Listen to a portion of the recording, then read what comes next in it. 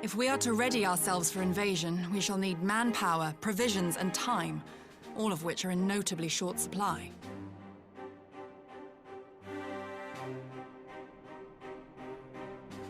Candid as ever, Yugiri, and correct, I concede. Fortunately, I have an idea.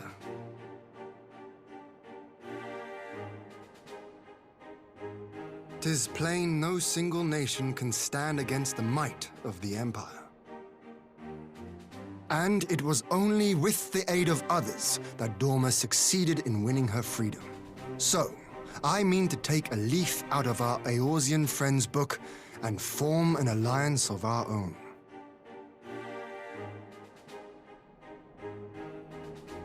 In addition to those with whom we already share an understanding, I would reach out to Hingashi and Suinosato, and further afield to the myriad peoples of Nangsha and Dalmasca. I am under no illusion. Not all will answer the call. Yet disparate though we may be, we are united in our desire for freedom. If our neighbors could be made to see what is at stake, Asian machinations and all, cooperation need not be so far-fetched a notion. It may even seem practical. Under the guidance of our former leader, Master Louis Soir, we once strove to unite the fractious city-states of Eorzea. I dare say that experience shall be of use in your endeavor. We should be glad of your wisdom. For the record, I would have been in favor of this plan even if it hadn't been my grandfather's, but I have to ask, how will we secure the time to carry it out? Not that anyone has forgotten, but the Garleans have airships. Lots and lots of airships. Should they catch wind of our plan, they could send an armada to overwhelm us before our alliance had even begun to take shape. Not if we deny them access to the skies.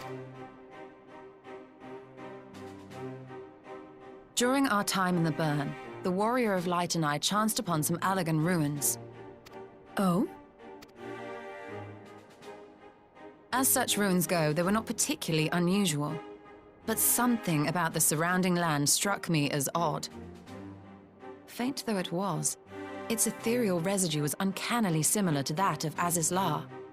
Identical, in fact. For locations so far removed to share a single etheric signature is all but impossible.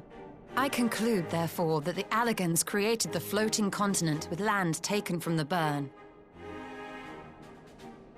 While that is a most intriguing theory, I fail to see what relevance it has to Dorma's defense. Azizlar was enclosed in a powerful energy barrier, impenetrable even to an Agrias-class battleship. It occurred to me that those ruins may have enjoyed similar protection. I have no proof, but the Warrior of Light did report seeing a structure resembling other known Allagan field generators.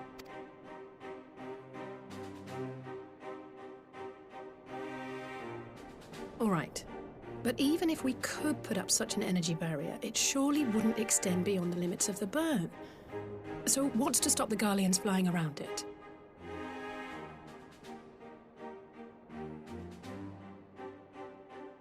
Fuel.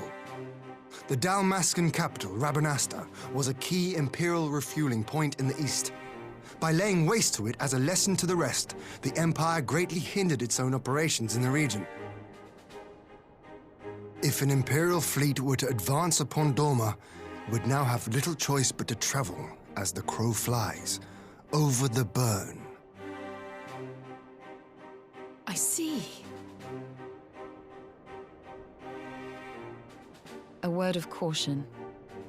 Even assuming the generator still functions, raising a barrier of such a scale will require a prodigious amount of energy. And few places are so bereft of suitable crystals as the Burn.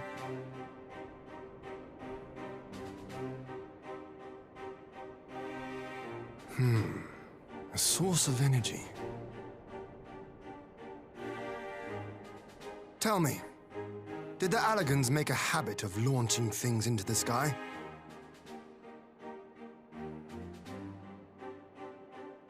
A curious question.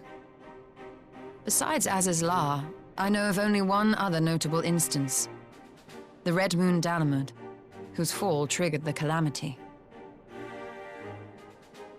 Just the 2 occasions, you say? Then I believe I may have a solution to our energy problem. You do? I may. To find out for sure, we would need to visit the Azim Steppe. Which would, I now see, present the perfect opportunity to discuss an alliance with the Zayla tribes. How very neat. What say you then? Shall we see whither this road leads?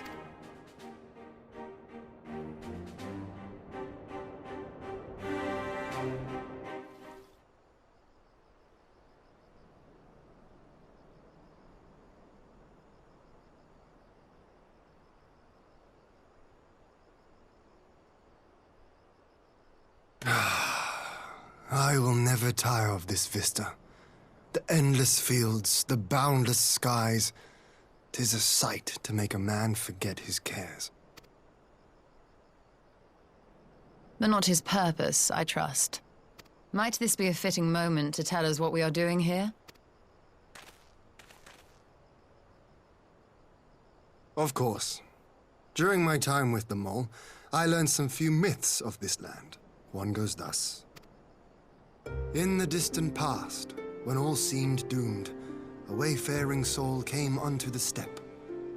Venturing into the northern crag, he received of Nama a sliver of her essence, a shard of the shining moon, and with it clove the tainted land from the earth. The end thus averted, to these fields did the wayfaring soul return, and venturing once more into the northern crag, he buried the shard, and made unto the heavens an offering of blood. A tainted land cloven from the earth and an offering of blood to the heavens. Azizlar and Dalamud. That was my thinking, yes. And you believe that yonder mountains hide an artifact possessed of sufficient power to raise Azizlar up to the heavens? I suppose that might suffice. Worth a closer look, would you say? I would.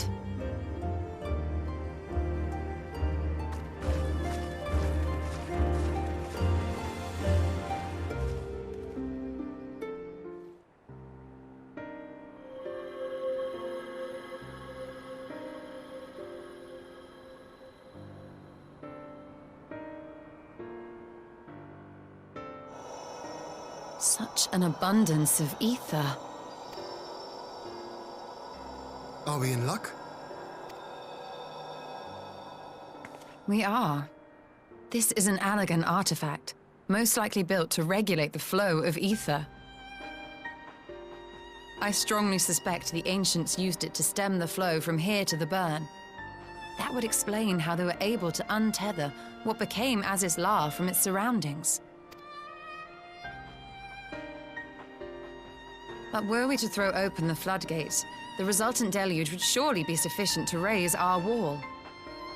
And in restoring the flow, we may also restore life to the wasteland.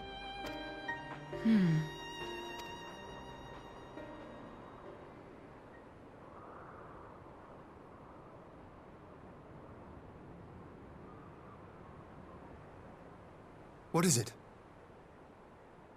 While the device itself harbors a surfeit of ether, the opposite is true of the surrounding area.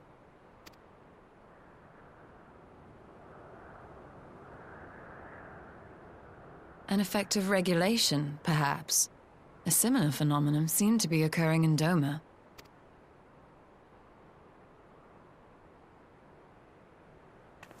Whatever the explanation, the answer will not reveal itself here. We have seen what we needed to see. Let us return to Mol Ilo.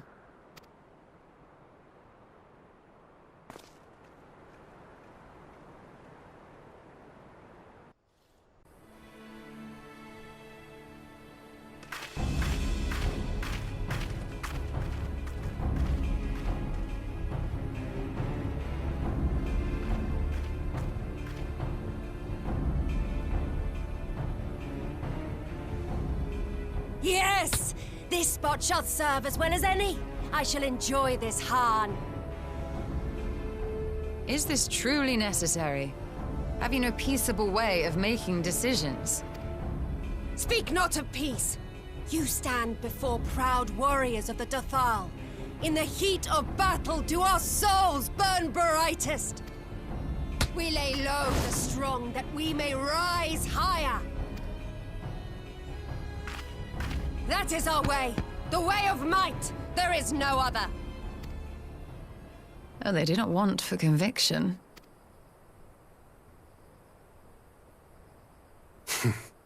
Indeed. It's what makes them such dangerous enemies. And such useful allies. Enough talk!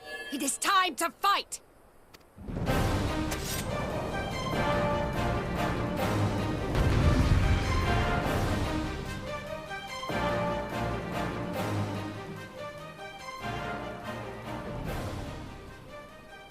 Yes! Yes! Not since the Nardum has my soul burned so!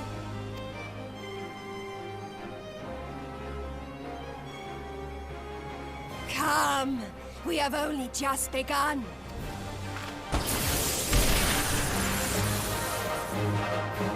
Enough!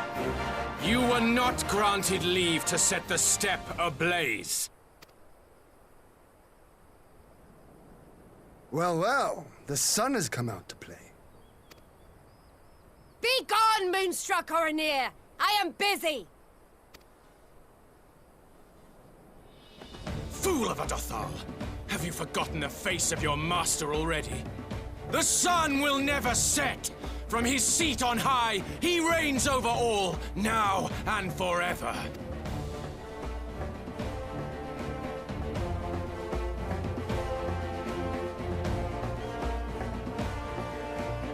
Yet what should he find here but a battle to determine the fate of the steppe? A battle waged without his blessing. This will not stand. You, Doman! You who come to petition the warriors of this land, forget that all Nama's children are wards of the Oronir. As first among my brothers, your petition is mine alone to judge.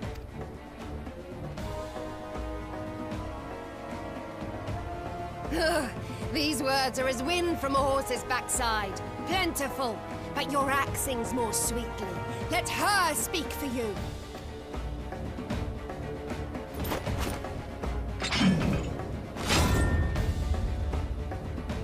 Insolent child. You will learn your place!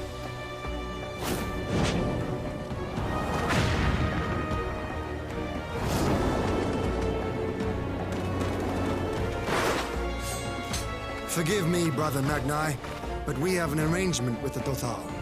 We will not abide any interruptions. So be it. The sun will pass judgment on all. Didakul, join me.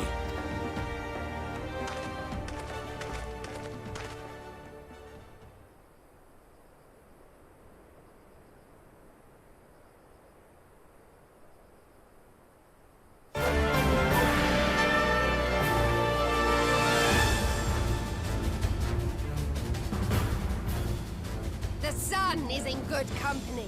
We may dance alone.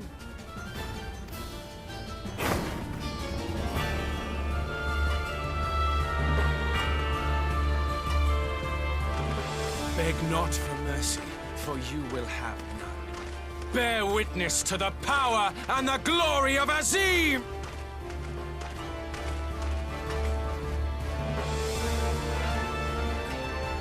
Constantly at each other's throats like rabid dogs. Gods, I'm turning into her. I have not the patience for this, but if we must fight, let us at least be brief. Come.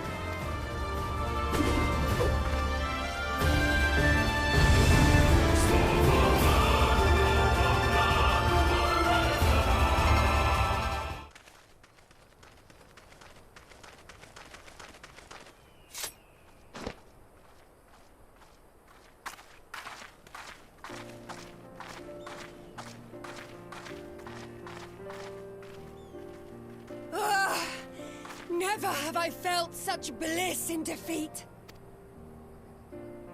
'Twas a battle to burn soul and flesh to ash. We Dothal will lend you our strength as promised. Nama's power is yours to wield.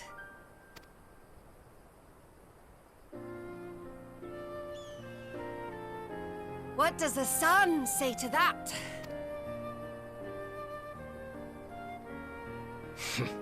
The sun is not driven by base motives such as yours. But they have been judged and found worthy.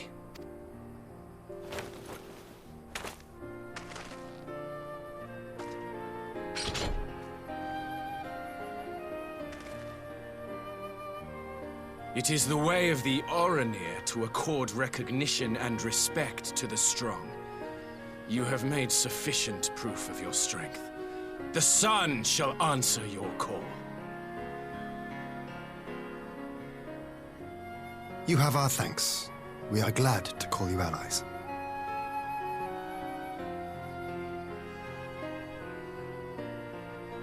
You? By what are you called?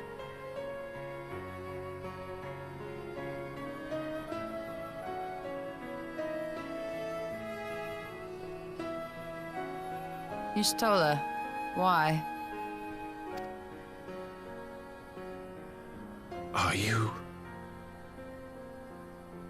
Are you my Nama?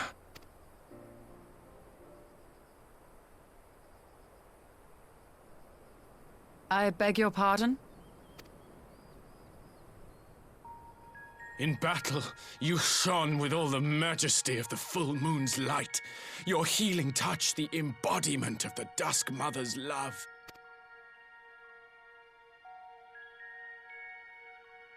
Long had I wondered if my Nama might not be a woman of the steppe. Beholding you, I am all but certain.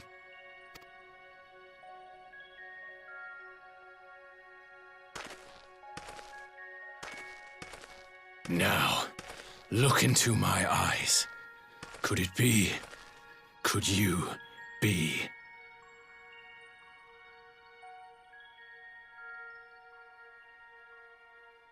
I am. Not interested, little son. Try again when you've become a man. Little?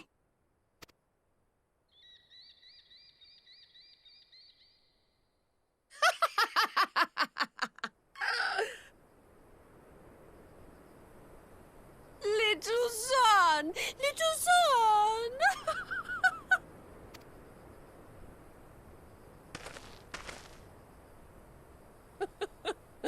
Does it pain you, little son? Crave you salve to soothe the ache? Fire to sear the wound in your heart?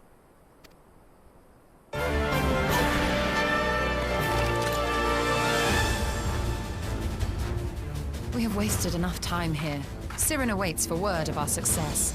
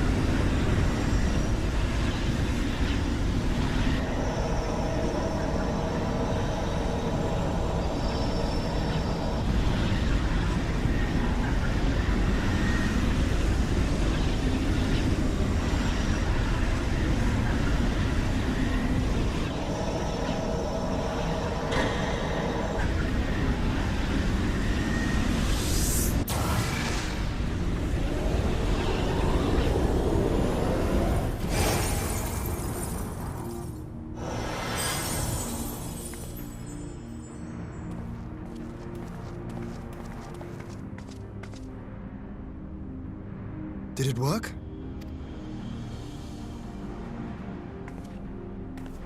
It did. Ether may flow freely to the burn once more.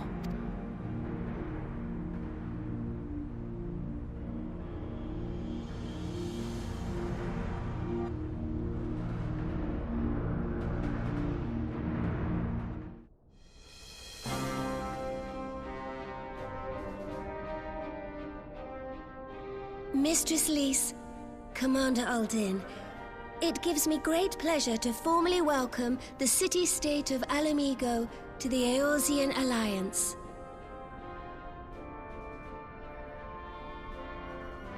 The pleasure is ours, Your Grace.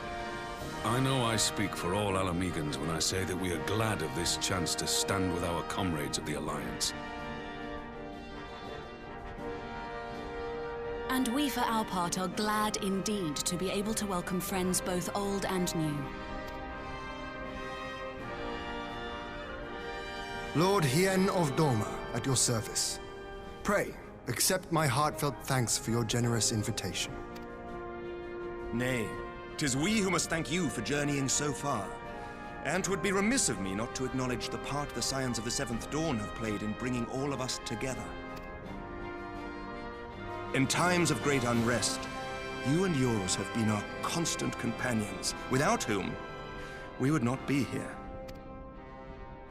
With apologies to Lord Hien and Mistress Alisaie, it occurs to me that we have not gathered in this way since that fateful day in Uldar. The day I lost my arm and my freedom.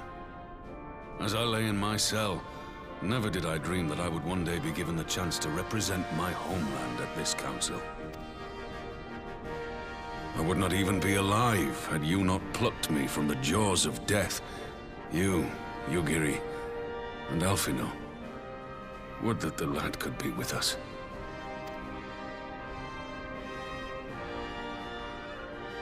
I too owe my presence here to Alphino, in so many ways. Until such time as he returns, I mean to carry on his good work as best I can.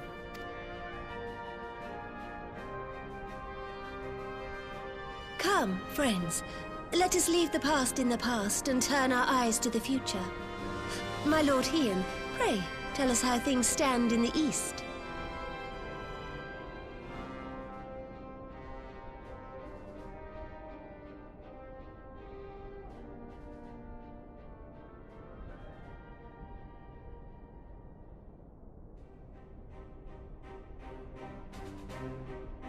Having heard the rumors of dissent in Garlemald, I dared to dream of a peaceable solution.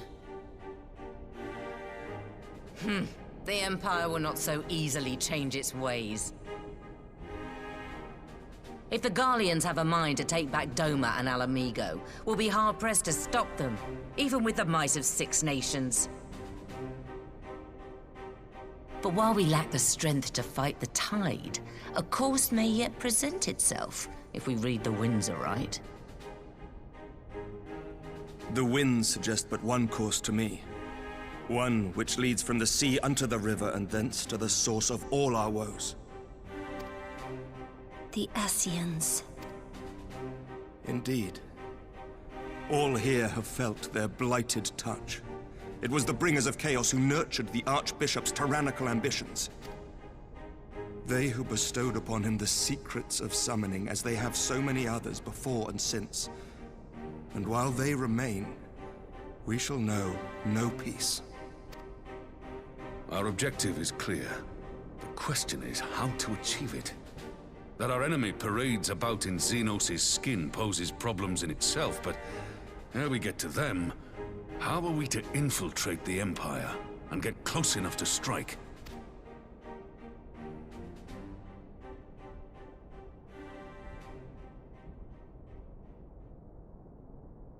While I see the wisdom in targeting the Ascians, an assassination attempt on Garlean soil would do little to aid our cause, even were it to succeed. It's time we used our enemy's preferred tactic: subterfuge. You have an idea? Speak your mind, Master Thancred. None here know the enemy better than the Scions, and you mayhap best of all. Whatever it is you propose, we will give it fair hearing. On that you have my word. Very well, Admiral. My proposal is thus. We dispatch the shinobi to Imperial territory. There, they sow the rumor that the Crown Prince perished in the battle for Alamigo, and that the man parading around is in fact a corpse inhabited by a servant of darkness.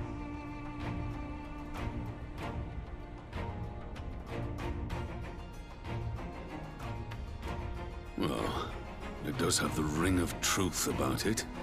And were the Garleans to learn that their future ruler is a puppet, the Empire would be shaken to the core. But at the risk of sounding stupid, would they actually believe such an unlikely story?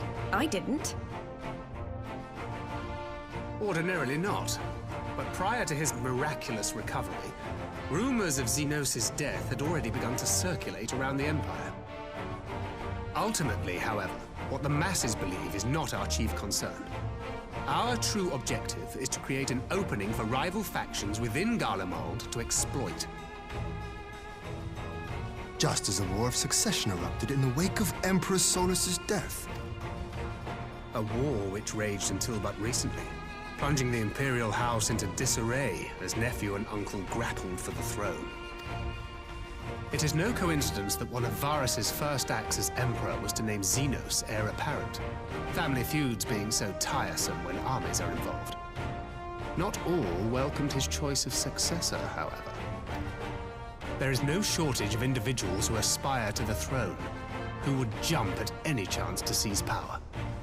The news that Xenos is not only dead, but a puppet to diabolical forces would be too enticing to ignore. The Empire would not be quick to recover from a second war of succession.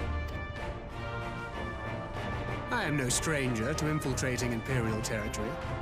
With a team of operatives gathered from among the Alliance's finest, the plan should have a reasonable chance of success. Doma already has shinobi in place throughout the provinces. We stand ready to act, and act we must. What say you all?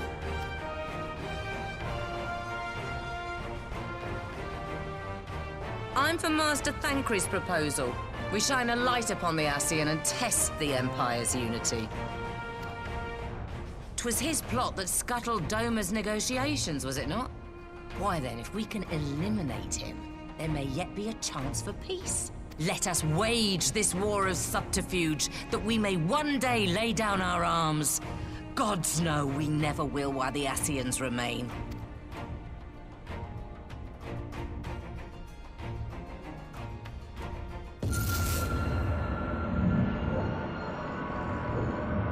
That way.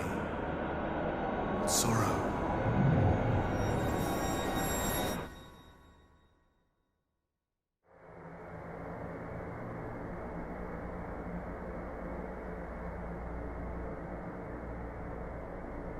History must be changed.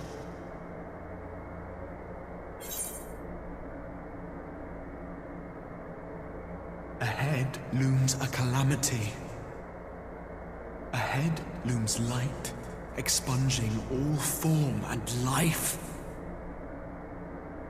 Twin dooms only you can forestall. Only you. What's the matter?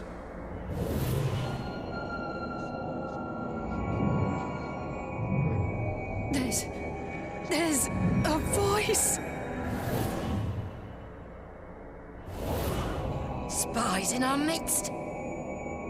Nay, I sense no such presence. Let expanse contract. Eon become instant. Throw wide the gates that we may pass.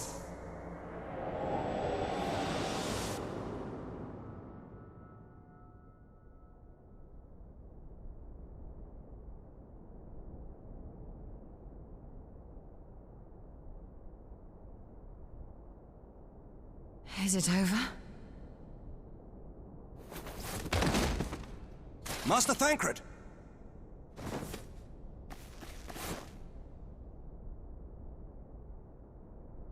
forfend. Bear him to a private chamber. Have every healer make ready. Swiftly!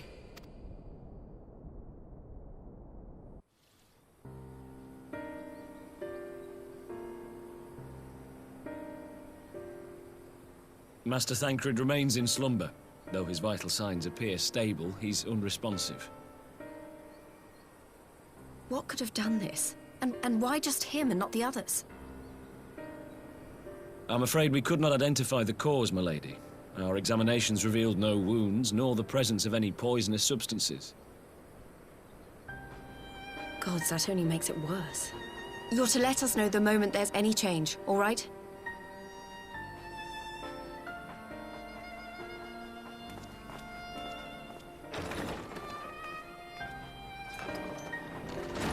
Thank you for coming. Knowing Thancred, he would apologize for being otherwise engaged at so crucial a juncture. In gifting us a course of action, Thancred sowed the seed of all that is to follow. We have but to nurture it as best we can. To him, I would say, rest easy, that he may wake to enjoy the fruits of our labors. Now, the matter of the mysterious voice must not be forgotten. Will you tell me exactly what happened? Alizé and I heard a voice in the moments before Thancred collapsed. It was accompanied by a severe headache, as if something were clutching at our minds. Did you experience the same thing?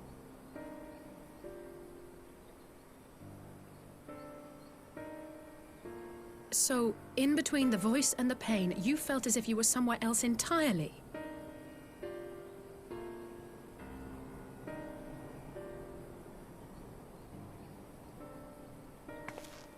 Your testimony confirms my suspicion.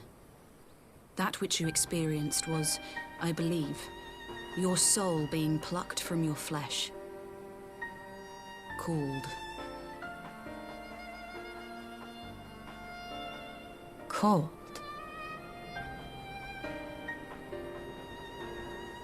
I myself examined Thancred.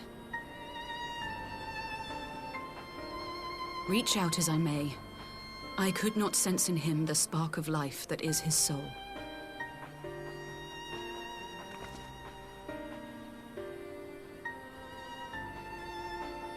That Thancred alone was stricken so is likely due to his heightened sensitivity to the effects of ether, a consequence of his prior possession by the Ascian La Hebrea.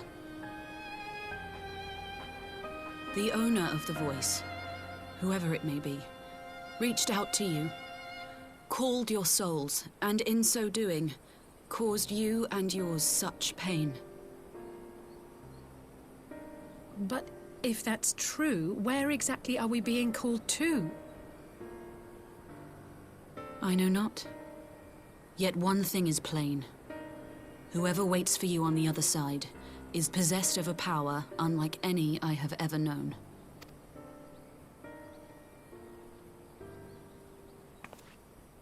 Forgive us, Lys, but may we leave Thancred in your care for a time?